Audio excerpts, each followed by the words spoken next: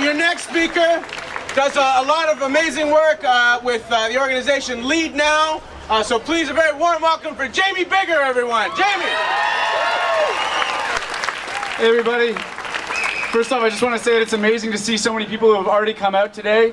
The Canadians Against Proroguing Parliament, when they had those great rallies all across the country, that was actually 2 weeks after the news broke about proroguing. This is just 1 week later, and there's already so many of you out here. And it's amazing to think about how this can build into a growing pro-democracy wave, a pro-democracy movement all across our country.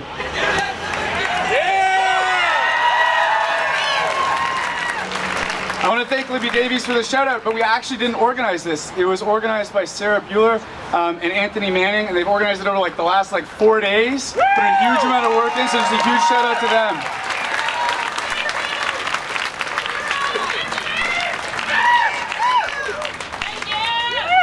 So what I want to talk about today is I want to talk about connecting the dots. So here's the play. The Conservatives, Stephen Harper's Conservatives, are totally knocked on their asses by this.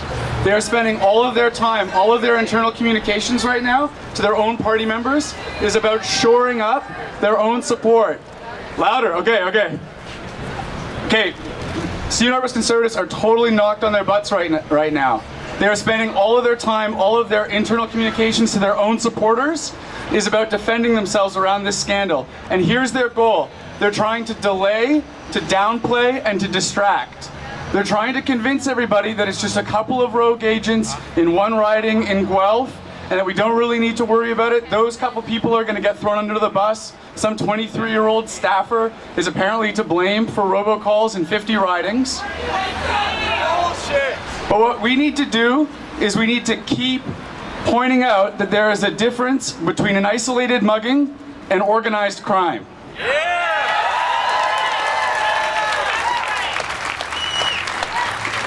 We need to ask the hard questions. Where did the lists come from? Where did the money come from? There is no way that it is an isolated, random CPC staffer effort when you have massive lists with tens of thousands of voters and massive amounts of money to pay for all of this robocalling. It's an organized, systematic effort, and we need to keep connecting the dots for people while Stephen Harper's Conservatives are going to be trying to downplay, distract, and delay.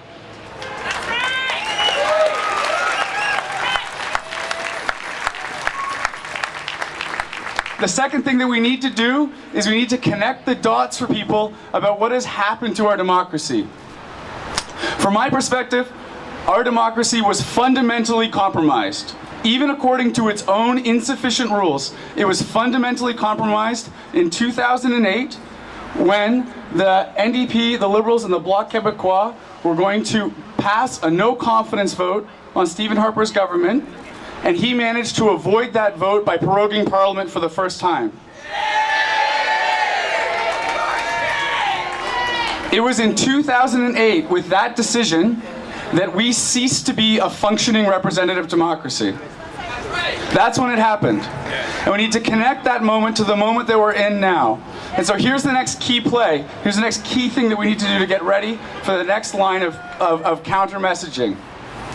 We have to raise the stakes. It's not good enough for a couple of people to have criminal charges. It's not even good enough to have by-elections in the affected ridings. If we find out that there has been systematic electoral fraud organized by the ruling party of this country, then we need to dissolve this parliament, we need new elections, and we need to decertify that party.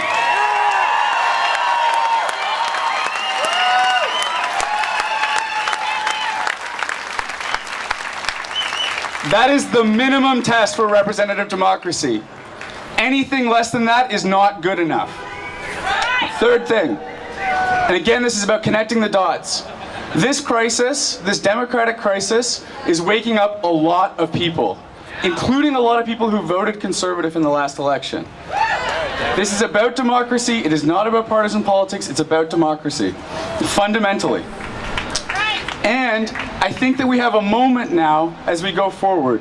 We have a moment to connect these two separate but related issues of the rampant electoral fraud that has begun to take place in our elections and the fact that our form of representative democracy of first past the post is broken to begin with.